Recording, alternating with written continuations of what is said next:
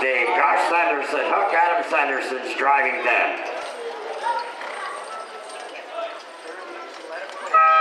Alongside, that might be Egcom Truck and Trailer. It probably is. I'll check it on the way by. Yes, it is. I'm sorry.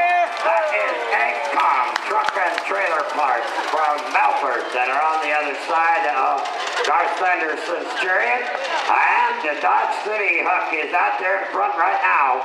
That is Lee Gareau's team. Kevin Gareau's driving them. Ryan Galloway is in second. Josh Sanderson is in third. For the Egcom Truck and Trailer parts in Melford, and the Leonard and Sean Leonard Farms, and the Mardi Gras Band is in fourth as they go into that third corner. The Lee Gareau team is out there in front by just about 3 lengths as they go into the fourth turn. They got a good-looking time coming, and they are headed for home. That's Kevin Gareau driving for Lee Gareau for the Dodge City Auto Sales in Weston and 8th Street in Saskatoon. Ryan Galloway has Dave Galloway.